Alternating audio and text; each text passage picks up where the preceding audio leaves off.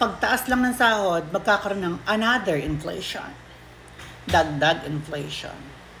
Ang pinakadapat tutukan ay ang tax at mga VAT. Nag-comment si Wonder Toft doon sa content natin na medyo nahirapan tayo sa costing dahil sa inflation. Paano pa kung nagre-renta ka kuryente, tubig, business permit pa? Yan ang tanong. Yan ay paano nila yung nasusurvive. Kaya nga marami nagsasarang mga kainan, marami nagsasarang kung anong mga negosyo dahil sa, imagine mo yung kuryente, grabe yung tax natin dyan, yung mga laws, yung tubig, hindi mo na rin makontrol. Kapag may sira ang tubig mo, kahit anong patawag mo naman sa kanila, ang sasabihin sa'yo may kasalanan. Kahit na-check mo naman lahat, yung mga internal na mga tubo mo, yung sa loob ng bahay mo, okay naman. Ending, kailangan pa rin bayaran. Business permit, magkano yung mga permit? Lahat ng mga permit, napakaraming permit. Ewan ko, hindi na naubos yung paggawa ng mga permit na yan, no? Pero wala naman tayong choice. And then, yung ako ngang magpapa-permit pa lang, ay nahihirapan na. Paano pa yung mga taong yan?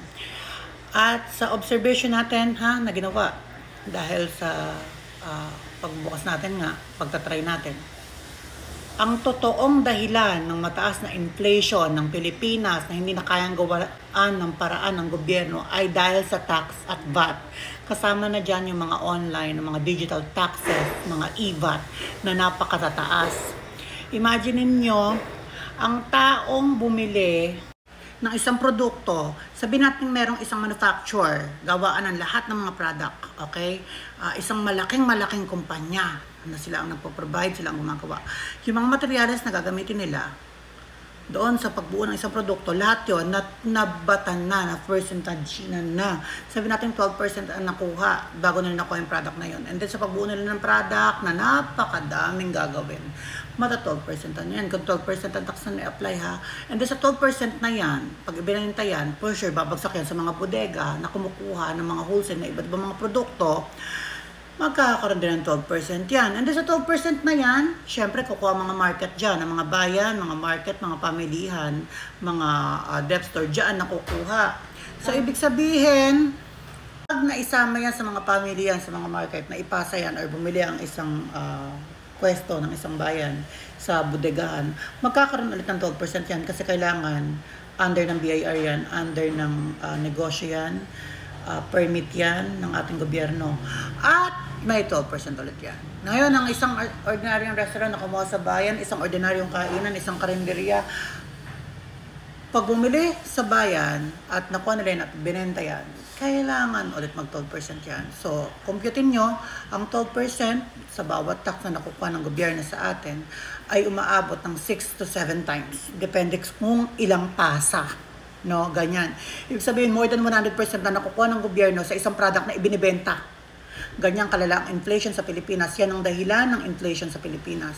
Dahil sobrang dami-dami ng pasa, pataas ng pataas sa mga produkto at hindi na maawat. Ngayon nagtatakang gobyerno, bakit yung inflation napakataas? Hindi nila alam sila ang dahilan dahil sa mga tax na yan. Kaya kailangan ang mga mauupo, mga bagong magsiservisyo sa ating bansa, mapag-aaralan itong mga tax na ito, paano mare-reform, paano mare-revise, paano maayos. Kasi nga, ang pinakadahilan naman talaga ng inflation na hindi na mapigil ay ang mga punyetang pagtaas na yan. Lalo-lalo ni mga paupahan. Diba?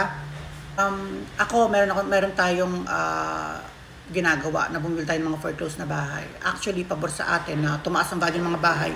Pero para sa akin, kung papipiliin ako, ayokong bumilis ang value or pagtaas ng value ng isang bahay kahit pabor siya sa akin. Bakit? Kasi lahat apektado eh. Paano mo bababa ng isang tinda ng isang tao na kung yung isang inuupahan niya ay mataas ang value at tumataas pa taon-taon at hindi maawat? Meron pang batas na kailangan magtaas ng paupa kasi nga yung value ng bahay tumataas. Diba? Yung sibilisasyon. So paano mo pababain ng isang produkto kung taon-taon natataas naman ang paupahan? Diba? Napaka-imposible. At dahil yan sa tax ng mga bahay. Yung from 6% nga, di ba? Yung capital gains tax, gustong gawin 10% eh. O, nakontra lang ng mga tao, kaya hindi na natuloy. No? At sumabay pa itong mga digital online services. Nagkaroon na rin ng tax, kaya nawalan ng mga trabaho yung mga taong nasa Shopee, Lazada. Kasi nga, kailangan na sila mag-report sa BIR. At under ng pa-BIR, hindi naman ganun-ganun lang yun, mag-a-apply ka lang ng BIR, no? Tapos okay na.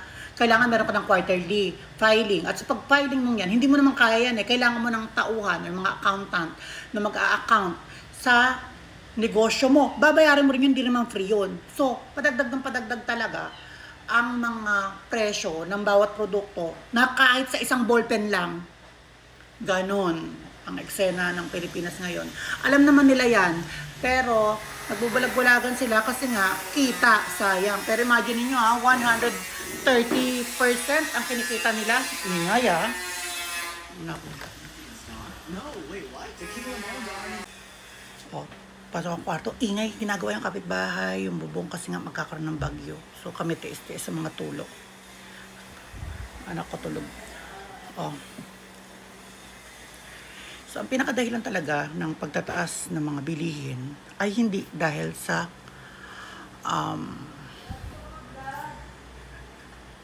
inflation na nakasanayan, natatanggapin na lang natin. Dahil yan sa tax, kailangan maayos ang tax. Kailangan talaga siyang maayos. Isa dito ang pagbaba ng mga Meralco, mga tubig. Hindi na siya makontrol eh. At pataas siya ng pataas. At lalo tayo maghihirap nito. Kaya nga maraming mahihirap na Pilipino nagsasuffer. At totoo lang ho, hindi ho sagot ang pagtaas ng sahod para maiwasan ang inflation or makasabay dahil patuloy pa rin magtataas yan. Makakadagdag lang sa inflation pagtaas ng sahod. At ang pagtaas ng sahod ay sa product din nila ilalagay ng mga negosyante. So, pinaka dapat maayos ay ang pag-reform at pagpapasaayos ng mga VAT natin na kagagawan na Recto at na BBM. My goodness, alam nila yan. Ayaw lang nilang sabihin sa mga tao na ang tanging makakapagpagaang sa buhay, life ng isang ordinaryong Pilipino ay ang pagbaba ng tax. Dahil collection nila yan, sila ang lugi dyan.